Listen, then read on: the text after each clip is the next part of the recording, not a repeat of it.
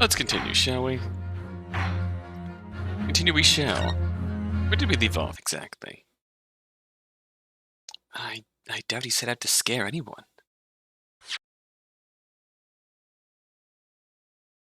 Oh, the clock just went off. Is that really the time? I think perhaps we should pay Gina another visit soon. Oh? Her trial is tomorrow. We must establish whether or not you will be defending her. I think we should ask her one more time. She may have changed her mind.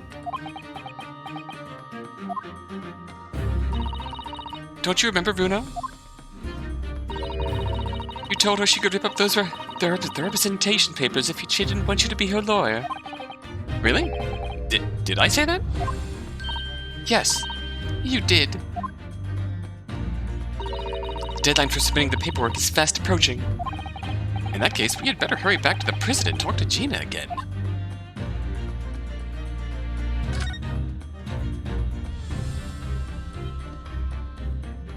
One of those clocks made noise. I guess we can't examine it. Wait, please, the only thing left to do...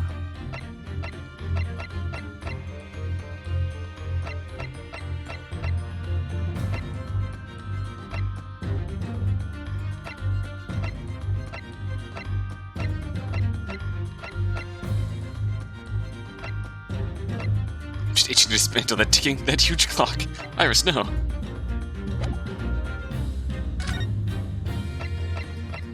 Alright. Off to see Gina.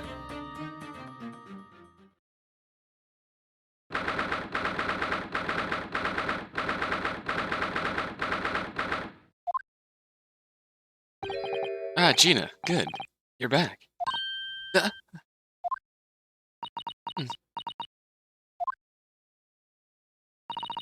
police must have finished questioning her then. Oh, how was it, Ginny? Was it awful?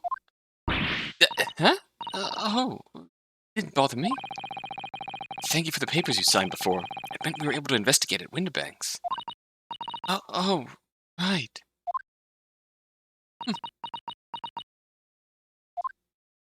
Gina? Don't you want to know how we got on? You've been ever so busy.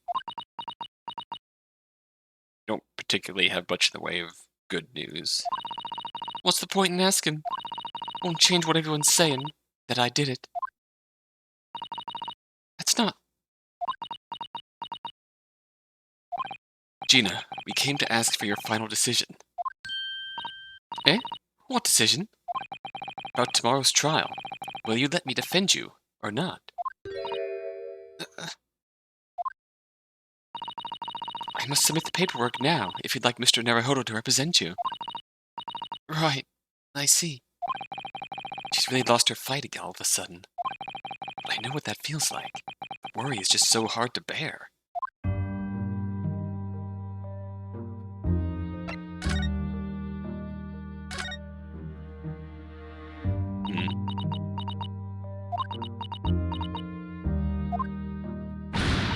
All right then. Blimey, give it a rest with the eyes, Iris. So come on then, fill us in. Who done it? Unfortunately, we don't know that yet. You don't say. We don't know yet, Gina. Mr. Naruhodo, and all of us, know that you are innocent of this crime. And while we haven't yet managed to work out who the real culprit is, there are a number of interesting facts that we have managed to establish. Oh yeah? Like what? Well, for example, the reason for you being there in the first place. I think I know why you broke into Winterbanks that night. Looks like I'm gonna have to take some evidence that clearly reveals the reason and thrust it in Gina's face. Or I could present it to her calmly, I suppose. Yes, that too.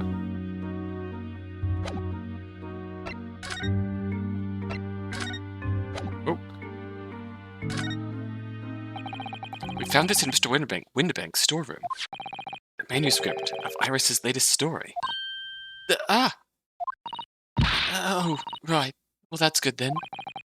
Curiously, the storeroom at Winterbanks showed no sign of being ransacked for items of value or the like. With one exception. The box file that housed this manuscript. Stern look.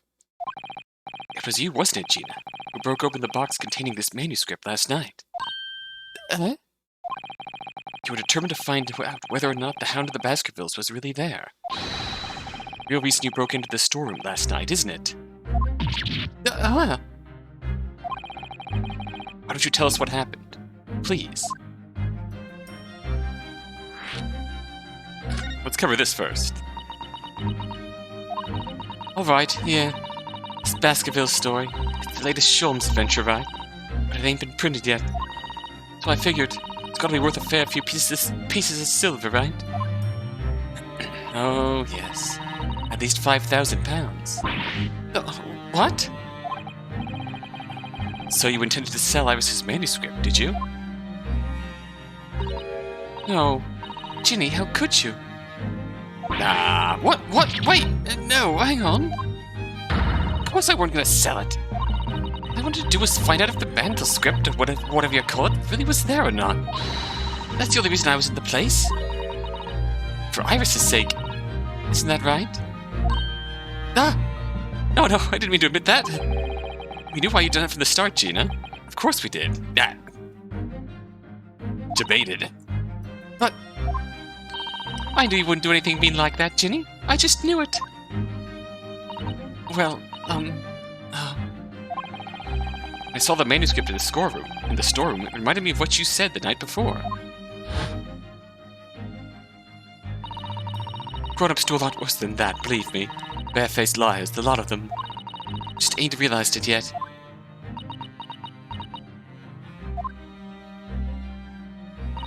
I'm telling ya, that manuscript ain't a Winnebangs.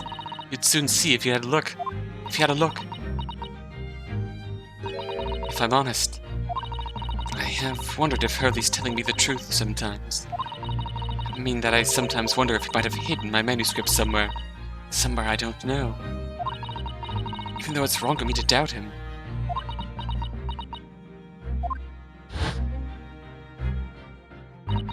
Oh, Ginny, that was so sweet of you. All right. I'll tell you why I did it. Just stop looking at me like that, Iris.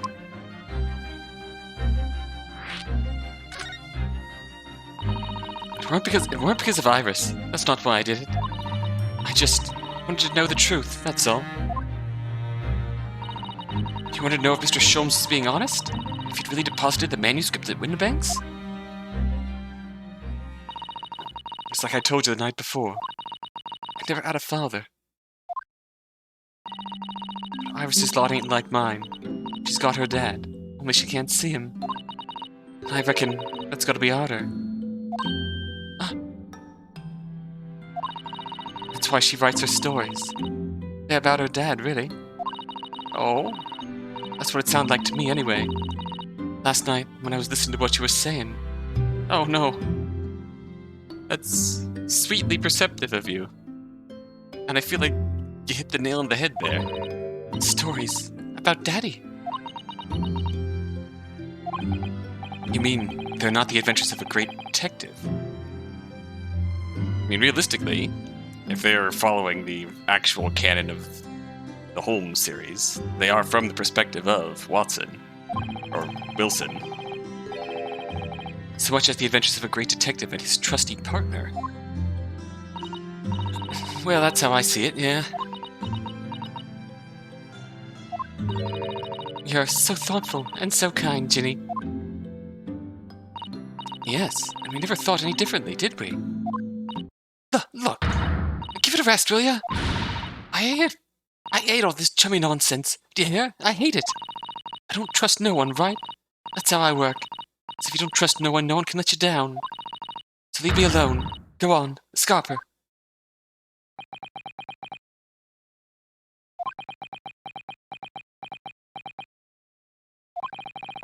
I hadn't noticed until now, but it's unmistakable. Right there on both sleeves of that overcoat. There are some very suspicious red stains. What? Why are you looking at me like that? I think it might be worth presenting some of our other findings in that area to Gina now. Uh-oh.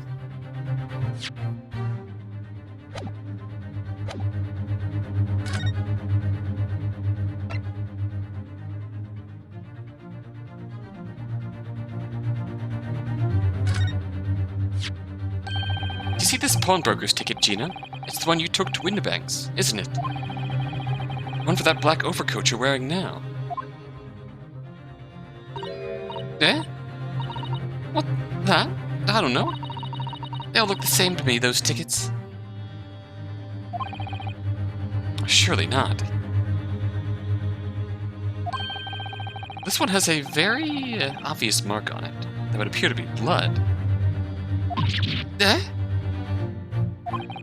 Does that ring any bells?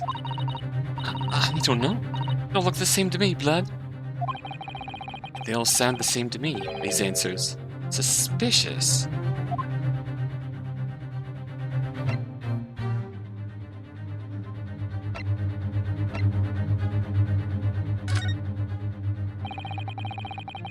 Those stains. Oh yes, those stains on the sleeves of your new coat, Gina. They're blood, aren't they? Not that I know whose blood yet. What? Blood, Mr. Naruhodo? You don't appear to have any obvious wounds yourself, though. So could it be blood that spattered from Mr. Windibank when he was shot last night? Let's not beat around the bush here. This trusty friend of mine will get results much faster than anything else. Take it easy, Iris. Don't move, Ginny. Going to shoot.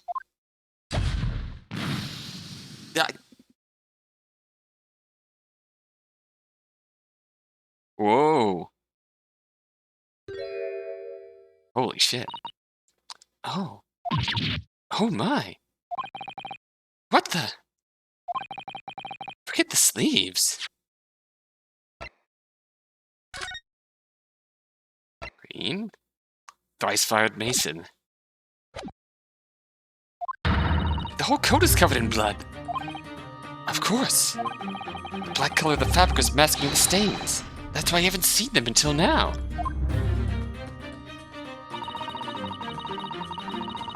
The blood has reacted with a chemical to turn a purple color, which matches one of the samples we've already collected perfectly. Well, well. Yes, now let's see. Who had the purple blood? Aha! Yes, it was the brickmaker, Mr. Mason, victim of the murder case 2 months ago. I knew it. What? What are you all on about? The victim? What do you mean?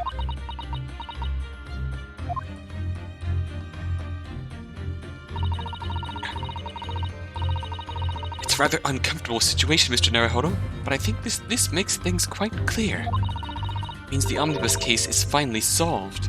The truth about who really murdered the brickmaker, Mr. Mason, is revealed.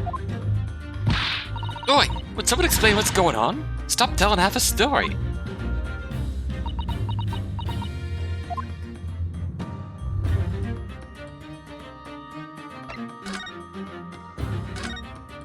Alright, I guess we're talking to Susanna now. You can see now that the victim's blood is all over Mr. McGilded's overcoat. But at the trial 2 months ago, the defendant said that this in his testimony. Now I ask yous, what good-hearted soul wouldn't rush to help a fella bleeding from his stomach? I wasn't about to start worrying about me gloves now, was I? I reached out to give the man a hand. If you look at this overcoat now, it's clear. Those stains couldn't have arisen from McGilded trying to pull the victim to his feet. No. That was what really had happened. The blood wouldn't have splashed all over the front of his coat. The only explanation for this pattern of blood that had splattered over McGilded's coat when he stabbed the victim in the stomach. I've tried to run from the truth for long enough. There's no escaping it now. The true culprit in that case, Mr. Mason's killer, was Magnus McGilded. It's one case solved. Mr. Naruhodo, that horrible case is solved at last. And I helped the man walk free from that trial. used all that twisted testimony and all that sham evidence to prove his innocence. How could I have let that happen?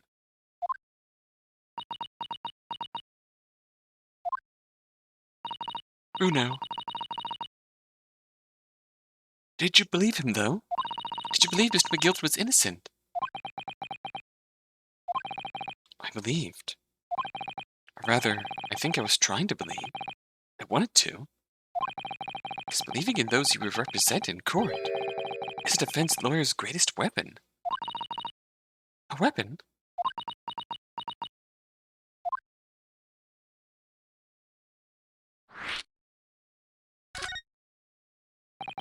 Before we came to Great Britain, a great friend of mine taught me a valuable lesson. You mean, Kazuma-sama? Sogi-theme? Yeah! Listen, Ryunosuke. We lawyers are only human. We can't know for sure what is the truth and what is a lie. Which is why we must resort to our primary weapon. An unwavering belief in our clients. That's all we really have. Unwavering belief?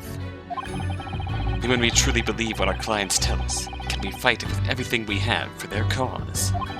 In any battle, there can be no victory without faith. So I believe you, unwaveringly.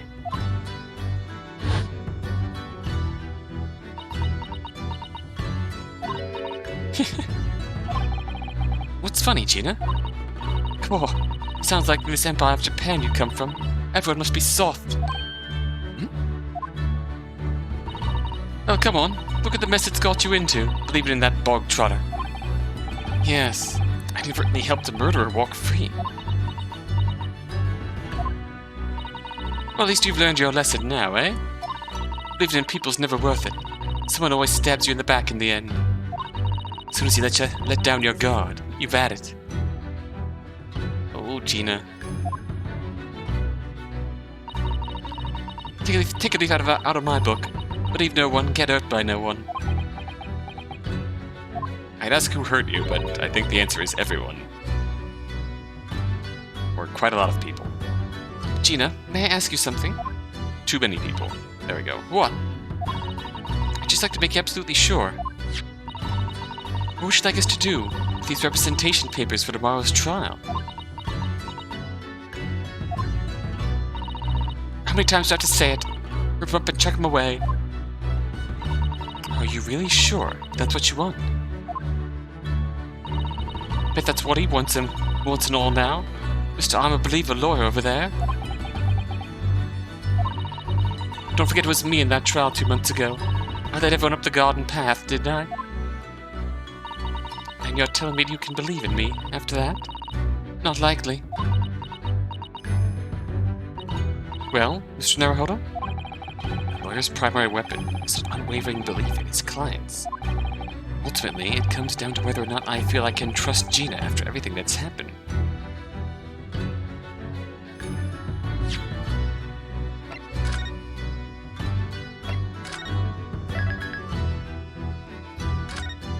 Well, obviously, I trust you, Gina. Gina, let me say it again. Please allow me to represent you in tomorrow's trial. Eh? Are you half-baked? Not at all. You've not once admitted to committing the crime, have you? What's more, I believe that you're telling me the truth. There. Seriously? Mr. Naruhodo? Didn't you hear all what I said before? I'm a born liar. Fibs just trip off me tongue. And I'm a diver, don't forget. I pulled the wool over your eyes 2 months ago and got you into all sorts of trouble. Why would you ever trust me now? I just don't get it.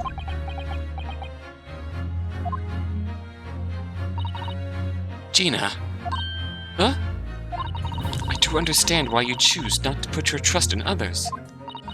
But I assure you, there is more to this life than you yet realize. What do you mean?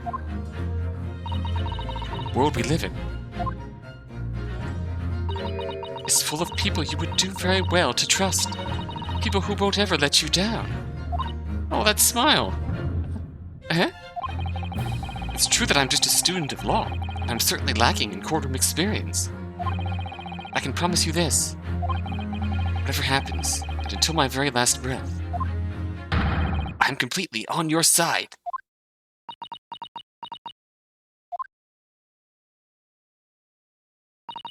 What would you expect me to say to that?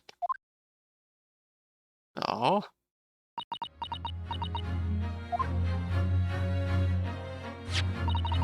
That is decided. I'll take these papers now and carry out the necessary preparations for tomorrow's trial. It would be a shame to throw them away now after it's been penned with your name so beautifully. What you like? Eastern Law... I don't know what you are. I don't get you. No.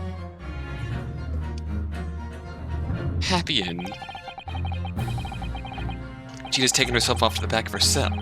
She'd never admit it, but I hope she's feeling relieved. That turned out all right in the end, I think.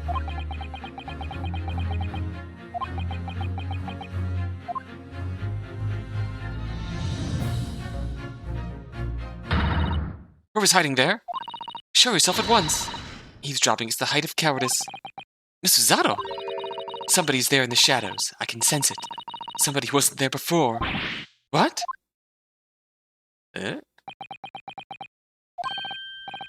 Blimey, you're sharp, eh? Greg's in. Suppose you are using one of those mystic Japanese arts, like the art of stealth I've heard so much about. Who was being stealthy? It was you, Inspector. Gregsy! Oh dear me, I'm most terribly sorry, Your Ladyship. I didn't mean to startle you. How long have you been listening in on our conversation? Good grief, listening in? No. Just got word that there were some visitors who were refusing to leave, even though it was after hours. I assure you, Your Ladyship, I only just arrived, this very minute, not a moment earlier. That's all it is, nothing untoward, nothing at all. After hours? Is it that late already? So there, I'll humbly excuse myself now, Your Ladyship. Ta-ta, toodle-doo, cheerio, all the best, by and by. It's a lot of farewells, and not one of them appropriate for her ladyship. Oh, but I wanted to have a chat. I'm terribly sorry, but time is pressing at the minute. Oh, I see. That's a shame. I don't get this emergency at the Supreme Court dealt with the sharpish, Lord Strongheart with, well... Emergency? Lord Strongheart? Nothing, forget I said anything. Anyway, I'm off. Alright, Gregsy, if you have to, but let's chat soon. Delighted, charming, can't wait, if you please, my pleasure. It's a lot of pleasantries, and not one of them sounded sincere. Oh, Gregsy. Gregsy's so funny, he says such silly things. It's certainly entertaining to see an inspector of the police falling to a 10-year-old girl. Anyway, I wonder what this emergency is at the Supreme Court. I must attend the court clerk's office now before it closes. Yes, of course. Thank you, Mr. Zato.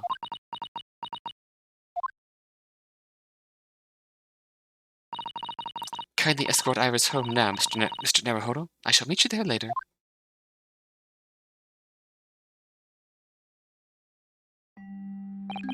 So our investigation came to an end.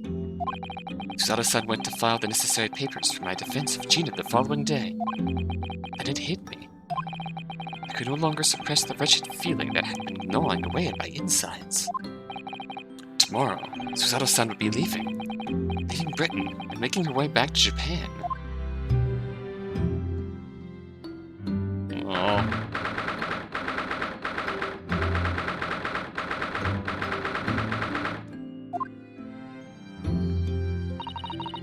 Naruhodo-san, it's been a very trying day, hasn't it? I do hope you're not too exhausted. What about you, Susato-san? Today's been even more trying for you, I'm sure. After Shoals was shot before our eyes, Gina was arrested. All on the back of the news that her father has fallen ill and that she must return to Japan at once. I hope your father recovers soon. Thank you for your kind words.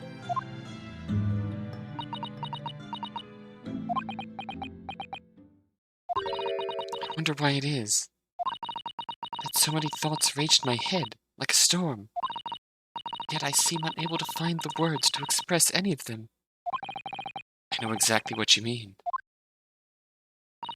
Anyway, I have one final task to complete as your judicial assistant. Once that is done, I shall make preparations for my departure tomorrow. One final task?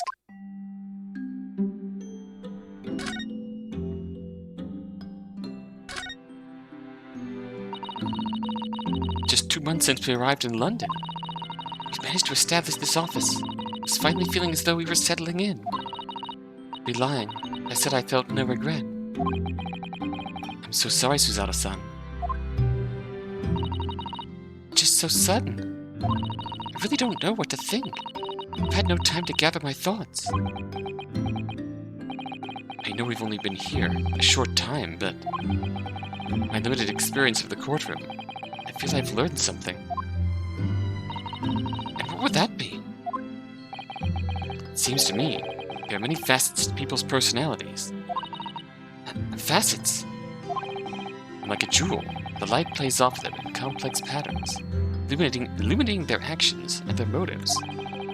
We see only a small number of the total facets. What is illuminated is only a part of the whole story.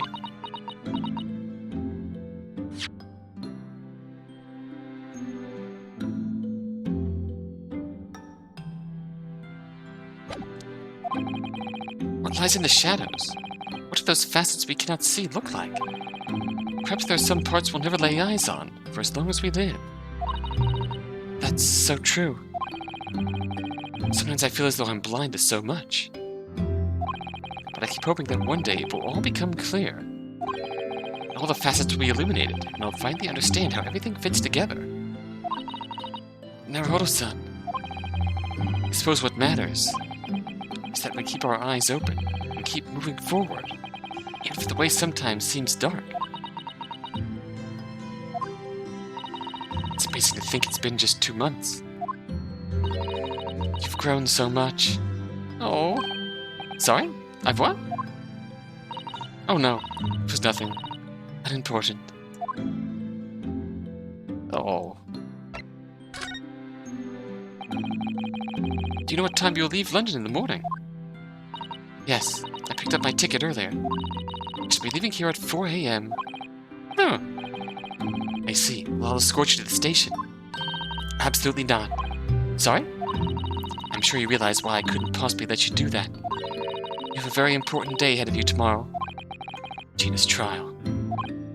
Yes, I know, but every word you utter will have the potential to determine Gina's fate. You must get as much rest as possible. Even though, like me, I'm sure you will find it hard to sleep. But please, for me, do try. Oh. You mentioned one final task a moment ago. What did you mean? Oh my, I nearly forgot. Please, I want you to have this. What is that? Some huge bundle of documents. Is that your book? Joy's flipping through. It's my notes from the case 2 months ago. Murder that was committed on the omnibus. The McGilded case. It seems to me that this case of Mr. Winterbank's murder, of which Gina is accused, is very much tied up with that omnibus case, in ways that are not yet completely apparent. So I took the liberty of consolidating my writings about the case for you. Everything else she's had to think about. Suzato-san still managed to do this.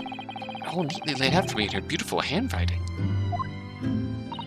It was my pleasure.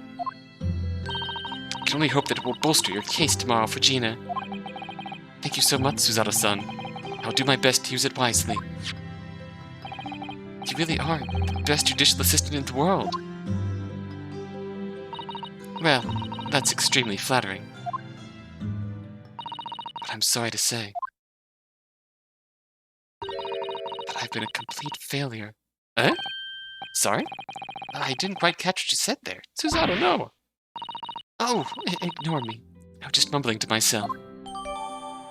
Gilded case notes have been entered into the court record. Oh, Suzato.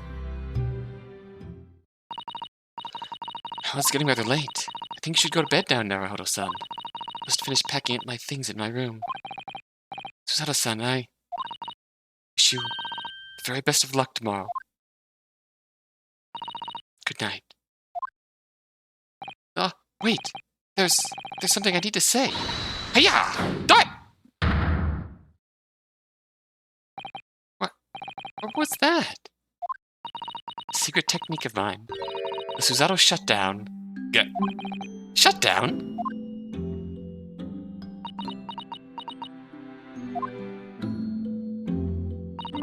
Please, I implore you. If we have to voice our goodbyes. Oh, I won't be able to hold back my tears. Ah! No, Susato.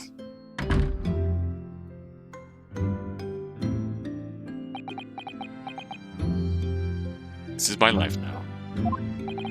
Susato's son, upside down, on the floor. It truly had been a trying day. On our feet for hours, getting Gina to open up to us, and learning the truth about that nemesis of a case.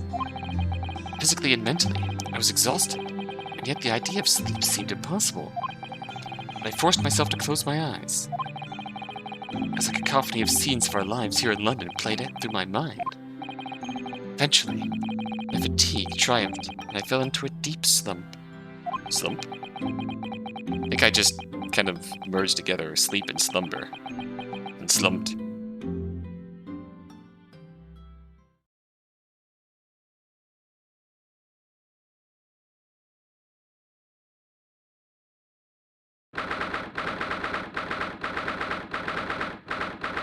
Small hours? St. Simon's Hospital? Ward 3? What is happening here? Yes, I quite understand. That is a great weight off my mind.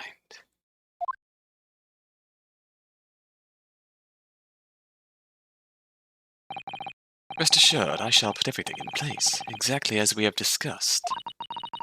Thank you so much. It's been an honor, a pleasure to be acquainted with you, Mr. Sholmes. On the contrary, the pleasure has been mine.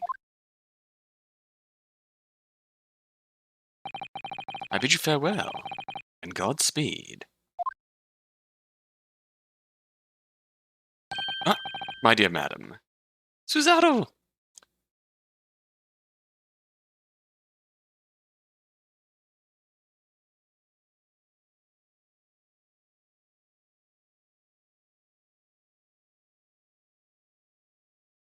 When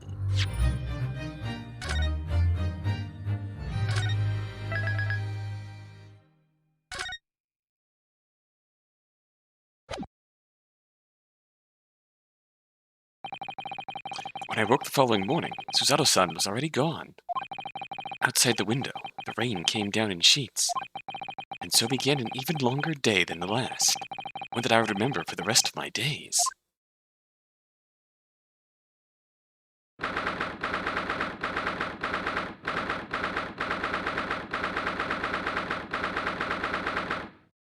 Here we go. Morning, Gina. Good morning, Gina. I'm determined to prove your innocence today. I'm sure we can do it. So where's your friend, then? Sorry? You know, in the fancy dress. Susato, or however you say it. I don't know. Miss Susato had to leave early this morning. She was already gone by the time I woke up. You alright with that, are ya? Forget about me if you like. Go and see her off. Oh, it's fine. It's not as though Miss Susato and I won't meet again. One day. Even so. But you, Gina. You only get one chance.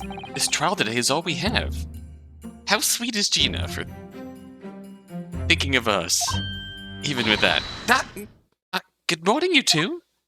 Is it? Oh, hi. How are you feeling, Ginny? Did you manage to sleep? Meow. Iris, what are you doing here? What do you mean? When a friend is in need, we show our support. Isn't that right, Waggy? Meow. Waggy! Great way to show your support, kitty. Let him have a nose around. What am I gonna do?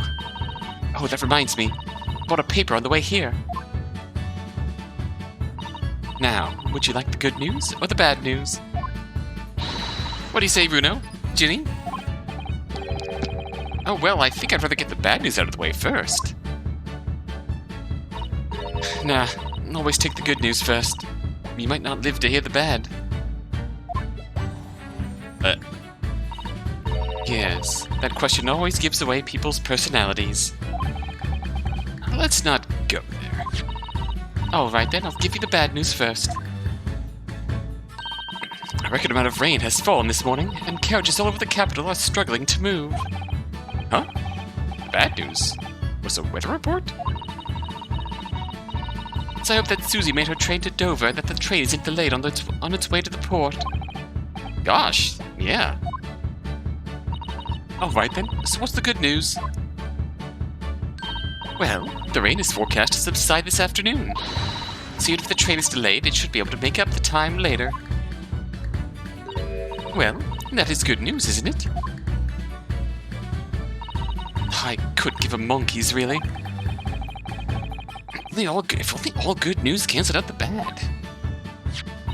And look, this trial has made the headlines too. Pawnbroker perishes in pick-purse plunder. See? How do you like that? Well, let them say what they want. See if I care. I can't because you're covering your face. Don't worry. Runo will soon show everyone that this headline is nonsense. I will. And then, in tomorrow's papers, the headlines will be... Discharged diver is dauntless do-gooder. Is that right, Runo? Oh, yeah. Let's hope so. Of course they will. I have absolute faith in you. How was that? I was trying to sound like Susie. Did it work? Did it? It's like she was still here. I can still hear her voice. Gina's case features prominently. This sounds like something we need to examine further.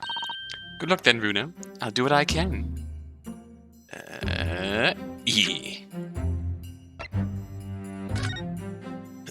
In the bank. Pawnbroker perishes in pick-purse plunder. How awful. For Ginny, I mean. But tomorrow's headline will be Discharged diver is dauntless do-gooder, right? Yeah, something like that. If possible, I'd like to go even bigger. Bigger? How? Proud pickpocket protects planet post-trial, perhaps? Protects planet? Ooh, I can't wait for tomorrow now. It's going to be so great. Oh gosh, you are a sweet one. What is going on back here, though?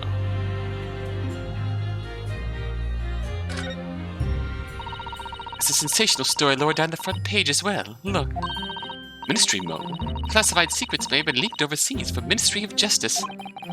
For a 10-year-old. Iris certainly has her finger on the pulse of world news. It's about secret communications between Great Britain and its allies. Apparently they're being intercepted by hostile nations. Communications are being intercepted? How would somebody be doing that? That's the question, isn't it? I've come up with 3 different possible methods so far. Are you looking for a new career, Runo? No, of course not. I wonder. Perhaps this is what Lord Strongheart was talking about yesterday. Yes, it could be. It could explain why he has Grexy running from pillar to post at the moment. That's gotta be important down the line. Obviously, I don't know the law like Susie does, but still. I'll be by your side the whole time, giving you moral support and encouragement. And artillery support, apparently. I'm not sure that big thing is as comforting as you think it is, to be honest. But... Thank you, Iris. That's very kind of you. Oh yeah, Iris. Yes, Ginny? Well... I was wondering, is all, about Sholmes. Did they fix him up all right? Yes. The operation was a great success. But Hurley still hasn't come around yet. Are we sure about that? Eh? I've asked a friend of mine at Scotland Yard to send a telegram as soon as he wakes up. I'm sure Greg's gonna let us know the moment there's news. Oh, right. No Susanna-san and no Mr. Sholmes. It's all down to me today. Prove that Gina is innocent of this crime. Miss Gina Lestrade, counsel for the defense. The trial is about to begin.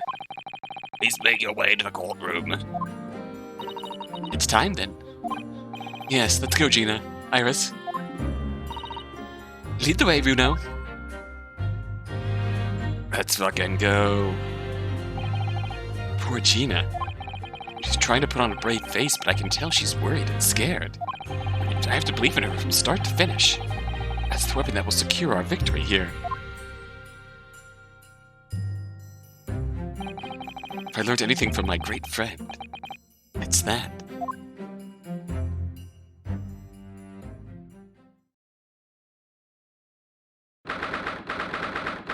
Let's go.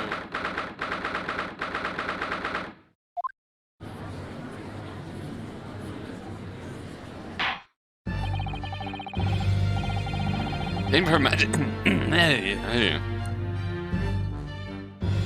The name of Her Majesty the Queen, I hereby declare this court to be in session.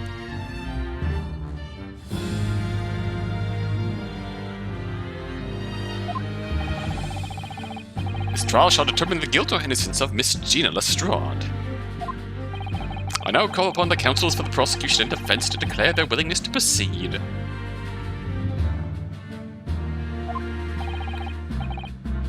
The prosecution is ready.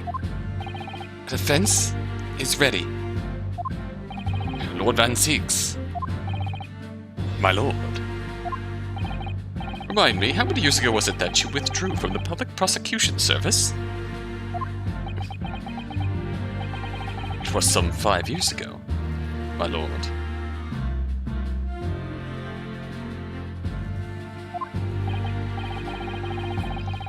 Yes, and then 2 months ago you resurfaced somewhat unexpectedly, and here you are today.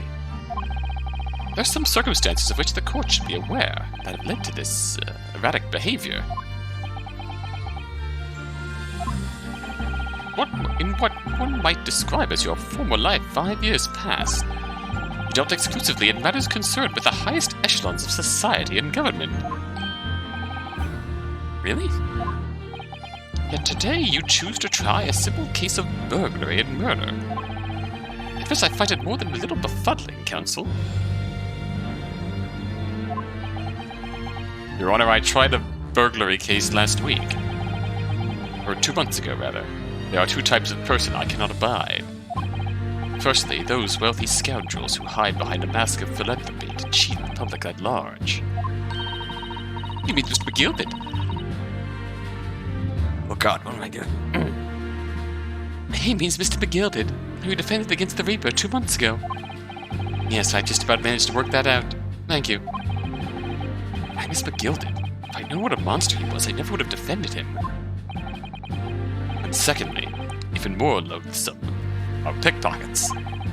Those wily scoundrels who masquerade as allies, only to effect total betrayal in the final hour. In other words, the confidence tricksters from those tiny islands in the Far East, the Nipponese. Well then. What? Did he really just say that? He means you now, Runo. Thank you, Iris. I never would have guessed. I actually managed to work that out too. Thank you, Iris. Total betrayal? What are you talking about? A torrid look of hatred in Lord Van Zieks' eyes. Was that directed solely at me? Was he talking about all Japanese people? An alarmingly scathing explanation, Lord Van Zieks. Still, the judiciary welcomes the return of the so-called Reaper of the Bailey, feared by all London's malefactors. Your Honor, this is my 3rd trial back. Your Lordship is too kind. Now, jurors, the 6 of you have been selected at random to represent the will of the people in this trial. Who we got? What? What? 1, 2, 3, 4. Oh my god. Former lieutenant in the British Army here, don't you know? Chaps like me were born ready, Mr. Garradeb. Maid? Clean crockery, clean cutlery, and a clean conscience. His lordship's motto is very appropriate here, I think. Everything will be stereoscopic in the future. Absolutely. Absolutely everything. And I'm ready for it. Oh boy. I don't understand it. I can't have left it in there. It's not possible. But could I have? Women indispensable in society. Stop. Female-centric future awaits. Stop. You've moved up. Typewriter. Institute. Stenographer? Good day. I am visiting London for sightseeing. I would like to take bus to Crystal Tower, please. Is something wrong, Runo? Oh, not exactly. It's just... I'm fairly sure I recognize these jurors. Almost all of them, in fact. Really? Funny coincidences like that do happen from time to time, don't they? But it is quite strange. The jurors are chosen at random from London's 6 million inhabitants, you know? So I've been led to believe. Something tells me I'm being duped. Very well. Now, Lord Van Sinks. The court calls upon the prosecution to introduce the facts of the case. As you wish, my lord. Allow me to begin with a word of warning to the ladies and gentlemen of the jury. In short, there has never been a more self-evident case of cold-blooded murder. The victim, Mr. Pop Windbank, proprietor of a pawn shop on Baker Street, was shot from behind and died instantly. Is his first name really Pop? Is his first name really Pop? Oh god, it really is.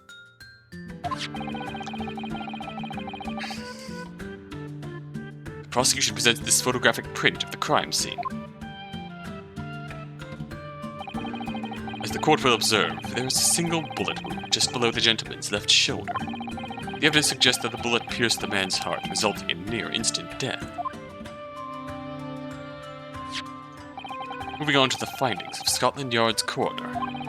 His report states that the bullet entered the body on a rising diagonal trajectory. And what's that supposed to tell us? It means the victim was likely shot by someone significantly shorter in height than himself. Someone like the accused, you might say. Oh. The prosecution wishes to present the autopsy report and crime scene photograph as evidence, my lord. Indeed. The court accepts. Hand them to the bailiff, please. Oh boy.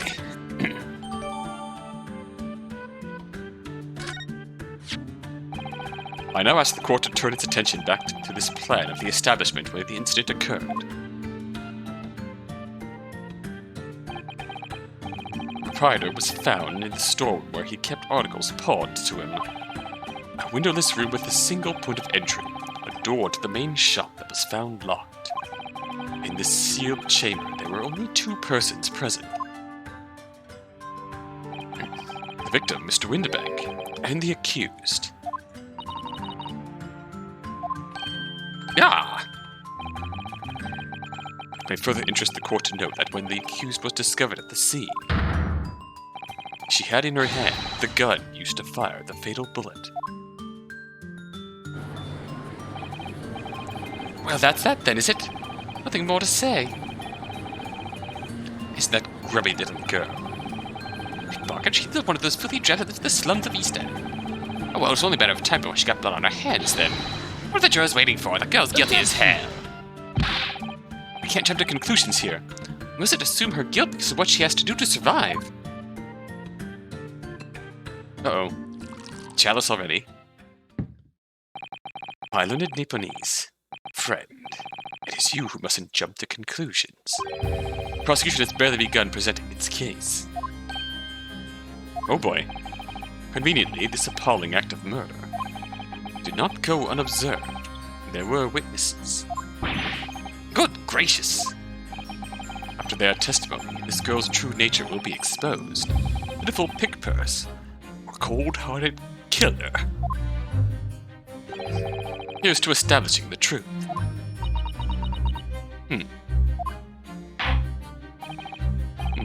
The court will take the floor plan and firearm into evidence. Hand to the bailiff, please, Lord Van Zieks. At once, my lord. Crime scene plan. Winterbank's gun. Single discharge. This isn't good. I feel like the mood in here has turned very gloomy all of a sudden, Runo. I think that's because it has. Oh god, keep off early. Let us begin. Bring forth the witnesses to the foul murder of Mr. Pop Winterbank on 16th April of this year.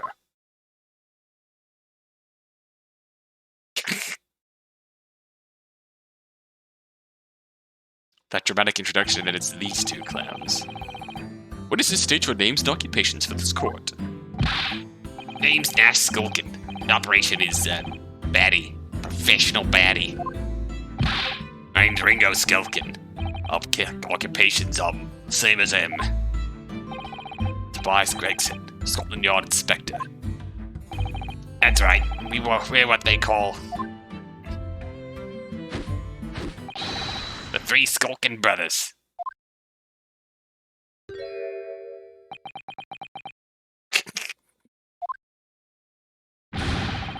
What do you look at me like that for? Don't knock me in with you lot. Oh, blimey, that's cold. Don't you know what we've gone through? It's our older brother. Lost contact with him we have. Scouring every shady corner of the capital. And then last night we come across you. Very spit of the bloke. Ain't that right, Ringo? It is, Nash. It is. The very spit of him. So we decide there and then what we's gonna do is we was gonna call ya Big Bruv Sulky. Come on, leave it out, you two. Sulky Skulkin? That's before he's run out of chips. Oh my. Well then, Inspector Sulky Gregson. Now, begging your pardon, my lord, but the name's Tobias. I would like to know, Inspector, is what you are doing at the witness stand. The Skulkin brothers are currently under arrest, my lord, on suspicion of theft. Thieves, are they, these three? No, my lord. Begging your pardon, but please don't lump me in with this lot. 2 nights ago, these brothers illegally entered an establishment with intent to burgle. In the course of their nefarious activities, they became embroiled in a far more sinister crime. By Jove, you mean to say? What an extraordinary coincidence. Indeed, my lord. While attempting to burglarize the pawnbroker, they witnessed its proprietor's murder. Get off the box. He's fucking 2 foot tall. Order, order. The various trespasses of these brothers is not the subject of today's proceedings. They will naturally face trial in the very near future. With your lordship's permission, I'd like to remain on the stand to keep these gents on the straight and narrow. Of course, Inspector. Skeptical as I am about the caliber of these witnesses, I will permit them to take the stand. Mr. and Mr. Skulkin, you will now testify before the court. Describe the events of the night in question and what exactly you saw. Happy to. But the Skulkins never skulkin.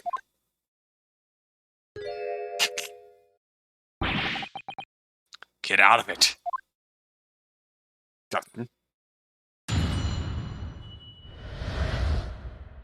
Illegal entry. We was walking down Baker Street in the small hours and the gaff's door was ajar, see? It was like some kind of sign, begging for us to go in, it was. And once we got inside, core blimey lummy, we heard a gunshot from the back room. We went to see what was what, but the door was locked from the inside. We never done nothing, governor. We never took nothing. We just left after that, nice and quiet. God, these guys. A terrible coincidence it would seem. At the precise moment these miscreants entered the property, an even more sinister crime was afoot. The witness's testimony is consistent with the crime scene in every detail.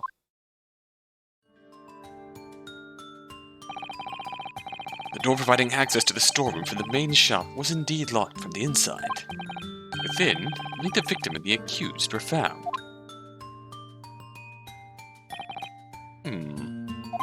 I must say, it does appear to be an overwhelmingly simple case.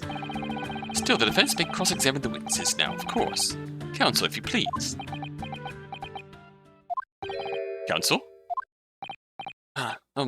Yes. What's the matter, Runo? Sorry, I was just stunned into silence for a minute by the blatant lies being told by that pair in the stand. I know that it's all nonsense, because I saw it with my own eyes.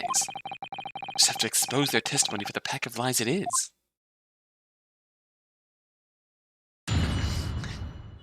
Behold, we did nothing untoward.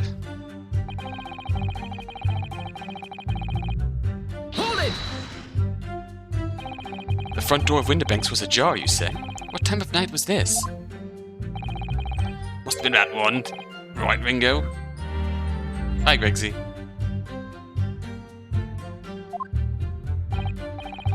Yeah, I'd say so. Right, Silky? How would I know? That place would have been shut up 1 in the morning, just like every other shop in town. When it was pitch black inside, it's true. That right, Ringo? I'm not so sure, Nash. I seem to remember a little light burning inside. What about you, Silky? Me old mucker? Leave me alone. Definitely was a small lamp burning inside. That's what alerted us to the situation in the first place. And when these gentlemen ventured into the open establishment, the accused, Miss Gina Lestrade, already had the muzzle of her gun trained on the unfortunate victim. Objection! That is pure conjecture. Perhaps, but it changes nothing. These brothers inadvertently wandered into the middle of a cold-blooded murder, simply because they found the door of the victim's establishment open and ventured inside. Right, that's what happened.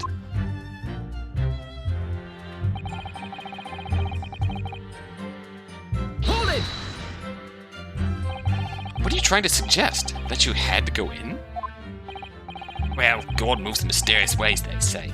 Don't they, Ringo? They do, Nash. They do. Must have been some sort of providence, I reckon. God's will often presents itself as the whip of thieves, doesn't it? It weren't no whim. I'm dead sure of that. It weren't, Nash. It weren't. Like we said at the time. You don't just find doors open in the middle of the night like that.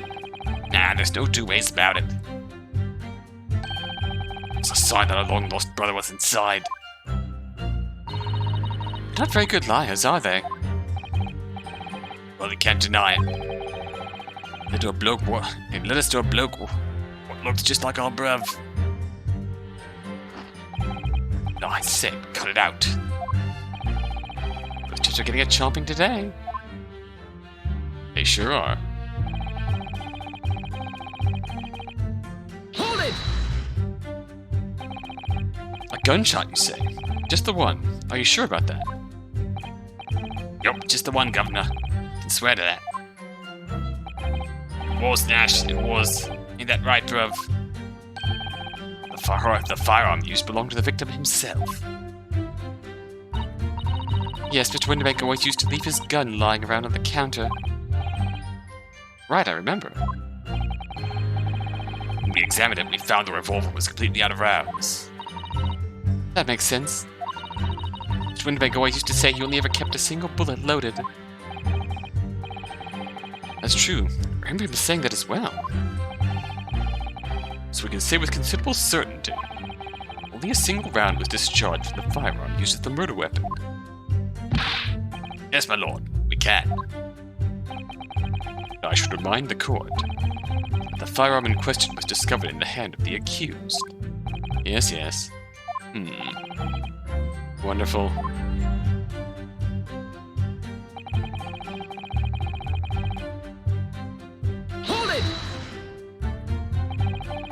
Give me the door between the main shop and the storeroom. If my learned friend is having difficulty grasping the situation, perhaps a drawing would help. Excluding the shop's entrance from the street, there is only one other door. That is that of the storeroom. Of course, there was only a little oil lamp burning. Not much to see by.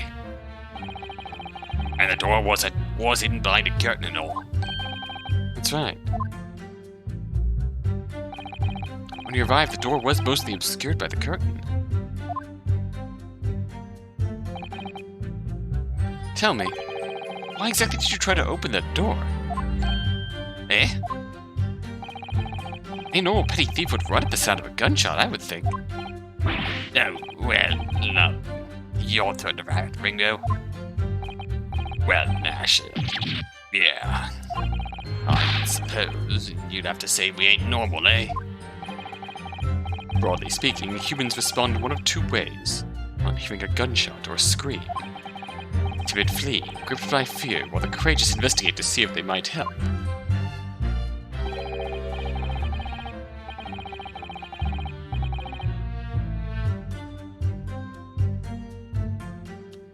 These gentlemen are of the latter inclination. My learned Nipponese friend, it would seem, is of the former. Alright, somehow I just proved that I was a coward at that night. Oh. Thank you, Councils. So I believe we all understand that the door was locked and could not be opened.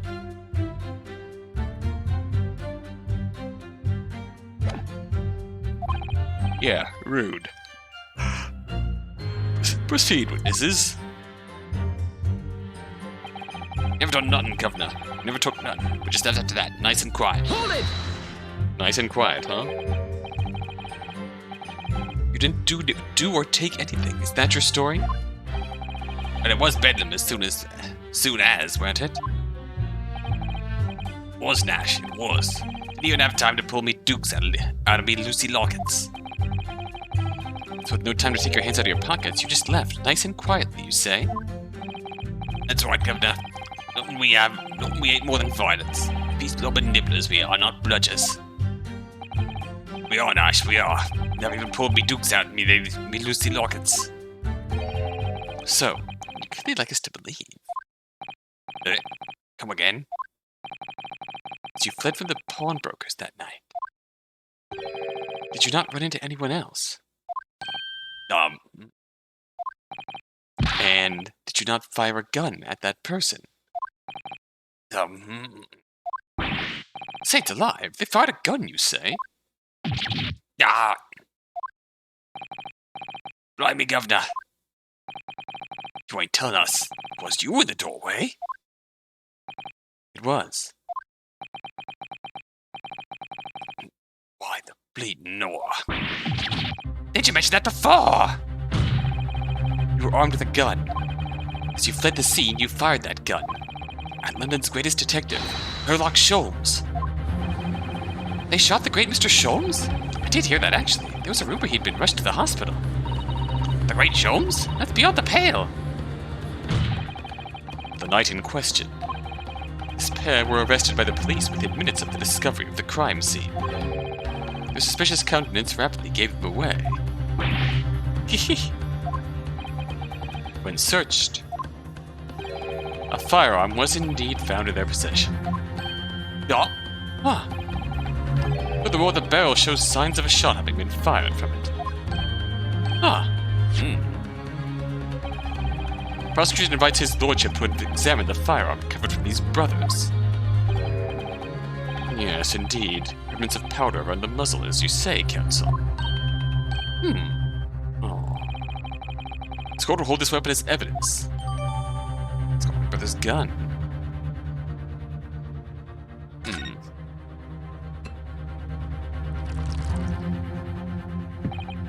Now, my little Nipponese friend. Yes? Here's to your successfully presenting the evidence.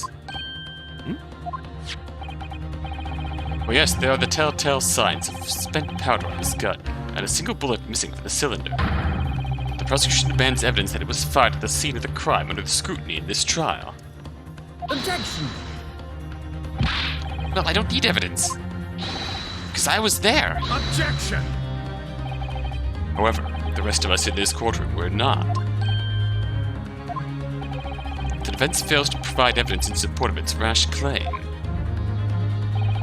We shall have no choice but to toast your incompetence and move on. Evidence that the two fired the gun before they left Windbanks that night. This court demands that all claims are affirmed with clear proof. Evidence shows these witnesses unloaded the firearm in the pawnbroker's shop that night.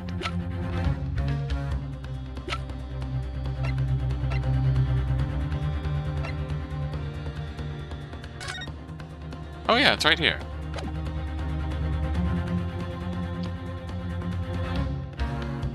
Take that! The evidence is in this portfolio. What on earth have you there, counsel? During the course of our investigations, we discovered a number of bloodstains. Not trusting the police to do the job they're trained to do. How arrogantly Nipponese of you. Alright, shut up, dude. We're gonna leave off on this. And I guess I can feel myself getting a little lightheaded, so I'm gonna take a break, and when we come back, we're at trial at last. Let's keep driving this point home. And put Van Zeeks in his place for his, very blatant, issues. Until next time, until then. Thanks for watching.